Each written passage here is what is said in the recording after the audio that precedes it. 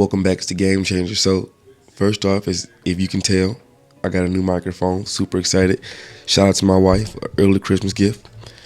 Second off, like I said, I think this may be one of the greatest drop fades in the history of YouTube. It's a combination of his hair texture. It's a combination of the technique applied. And yeah, I think it came out perfectly. So, we also talk about Junior's edge up. This is named Junior. It's definitely one to work with. But first things first. So this is the drop fade. Now let's talk about this because in the comments I got a lot of it's not a drop fade, it's a ball fade. So what I deem a drop fade, for one, if it drops below the occipital bone, right? That's one. And the main indicator for me is the back part of the fade, is it lower than the sides, right? If that transition, see how it kind of ascends up. If it's not even, it's not a ball fade to me. A drop fade can be high, low. It's just a term that means that the temple of the fade is higher than the back of the fade. Simple context. You can do what you want, argue in the comments. I really don't mind. But yeah, so this is my primary line. I'm going to teach this as though you've never watched one of my tutorials. So I do a two-line, two-space method. So this is the primary line. The primary line separates the bald from the hair, speaking layman's terms, right? Then I'll make a secondary line, which will be lighter. The secondary line separates the light section from the dark section. Then we have a primary section, which is the light section, and the secondary section, which is the dark section. All steps are very important. That primary section, which is the light section, is so important when it comes to the transition. Really, that primary line, this line that I'm doing right here, the entire fade, even though at the end of the fade you won't be able to see this line, will follow this guide. So it's like these small details are important. So I'll show you how to get it in. If you notice, I put the line in hard with my trimmer, like right there. A lot of barbers don't like to do it because it's hard to get it out. But really, for me, whatever you put it in, what you can take it out with. All right, so I'm cutting Junior down with a one, and I'll go over the steps to the techniques more when I get to that section. All right, so what I'm cutting Junior down with is the one. This is my Andy's Walls magic clip. I apologize, and I just want to cut him down. So right there, along that parietal ridge in the area from where the head goes from the top of the head to the side of the head, right? That's a very crucial part of the fade right there, because if you debulk or if you fade too high, you'll get that small little line across, and we'll talk about that because you want everything to transition smoothly. So right here, what I'm doing is putting the primary section in. You see, that's the light section. So now you see all four parts: the primary line, which is the bottom line, the secondary line, which is what you see me create now, then the primary section, which is the light section, and the secondary section, which is the dark section. All right. So now what I'm doing, I'm taking away the primary line by blending it into the primary section. Very, very important step. Let me explain why. I've seen a lot of barbers, what they do is they just fade this section all the way out. You don't want to do that, because what I'm doing is I'm creating this fade or transition by steps. And at the very end, I'll bring it all together. But if I was to take this section all the way away, just fade it out, like fade all the way up. If you notice, right, when I'm fading, I never truly fade this section all the way up to the next line. That's kind of what I'm trying to say. It's kind of its own little section that'll blend together to create one smooth transition. So if you see right here what I'm doing, that's like a little reverse tiger claw method. It puts the blade closer to the scalp, which helps me take the line away. But again, I'll repeat. And maybe I'm just talking here because I like my new mic and I sound very professional.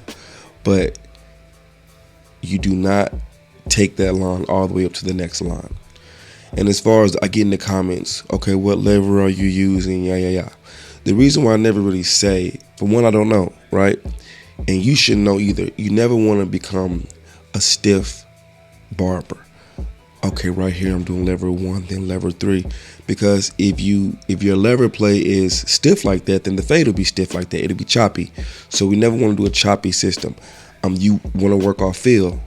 I know that's probably not what you want to hear, but the more reps you take off of feel and hand placement on the clipper, wrist movement, wrist rotation, how smooth as the flick on your wrist, that's more crucial than what lever I'm on at the moment. I really hope that makes sense. I'm not just saying it. So when you all say, where's your lever right here? You never, because there's nothing to explain.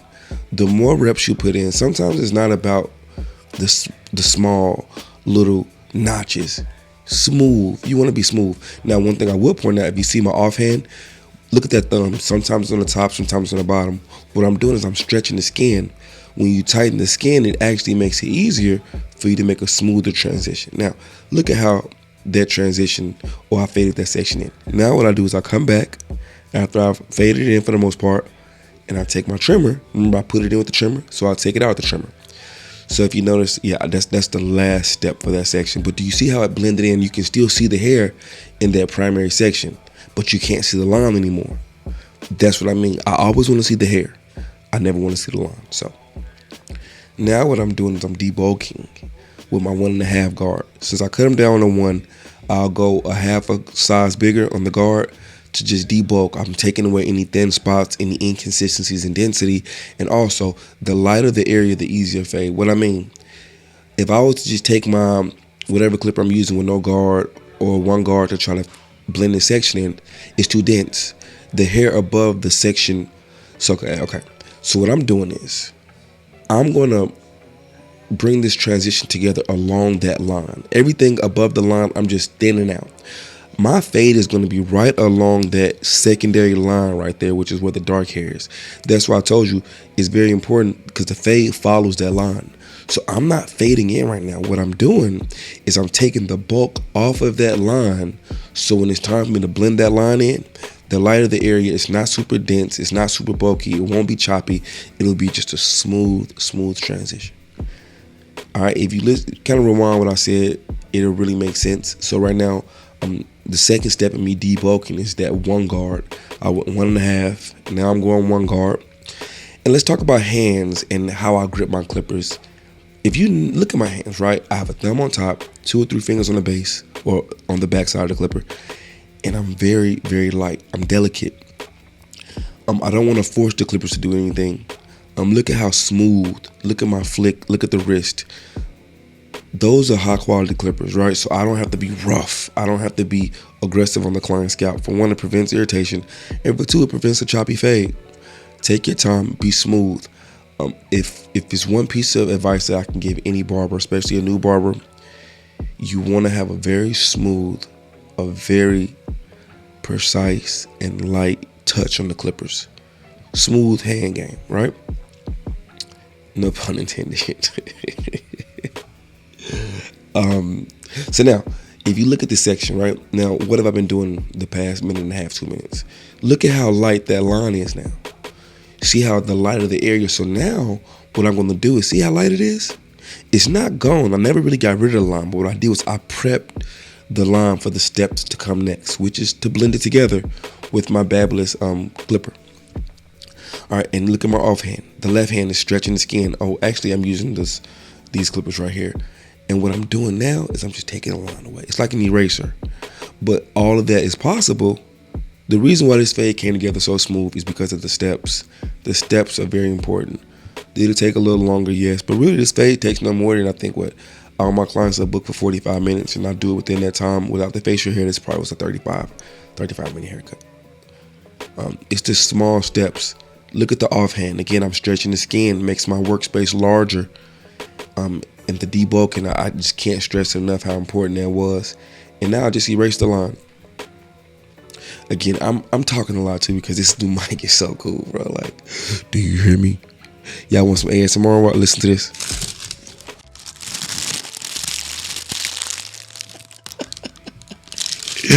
I'll be back when it's time for the next step. Y'all take care.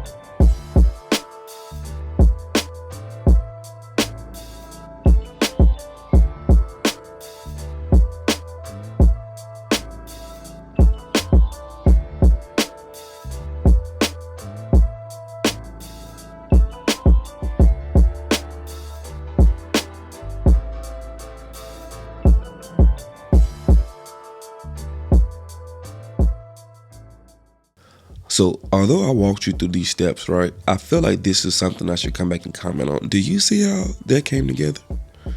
If you can go back and watch any of my tutorials, and the process is the process, it never changes. The small details. If you take your time, if you're patient, and if you don't, so don't cut for speed, right? I don't want to give the wrong, me personally, my opinion, my advice, don't cut for speed, don't cut for quantity, cut for quality. That gives you a higher return on residual. Oh, look at this, see that? The process, boom, I just want to show you the transition right there. You want residual clients, right? You don't want I cut 15 clients this week, but 8 of them I never see again. Shout out to my shave gel coming soon. I know I've been saying that, but I promise y'all, give me a few months. I'm working on some kinks, getting together. So when it comes to the edge up, especially this type of edge up, there's a medium between finding where the hair grows thickest and where, okay, this is too far to push back. Now, first step, razor over comb. Why? Because his hair has an inconsistent densities. If you see, I'm razor over combing the thicker areas. It's like debulking, but no guard, right? I'm using the razor over comb to debulk. It's pretty much what I'm doing. I want to give the hair a nice consistency and density across the front to make that edge up look nice and crisp as possible. If you have an edge up where it's dense in some spots, really thin in certain areas, it'll look choppy. So when I debulk the edge up to make the density consistent, that gives it a nice smooth edge across the front. And as far as edging them up, I pick where the hair grows thickest for the most part, and I pick that to be my line. And then I see, okay, if his hair grows back in 3 days, where would it look crazy if I put this edge up at? So that's another way I look for it. Don't look so much for making the edge up super sharp on these type of edge ups. Believe it or not, once you apply that edge up with that razor, it's going to be sharper than you assume that it'll be. So trust the blade. And then if you put the edge up in without pushing it back, look at it. And if you feel like, okay, it's still a little thin, or you show the client and they want it a little sharper, then you can slowly but surely inch, centimeter by millimeter, take pieces off till y'all find a nice medium to where they're comfortable and you feel comfortable as well. All right. Yeah. And then I just go back and hit the small, look at that. I mean, it just details. Look at my offhand, the left hand.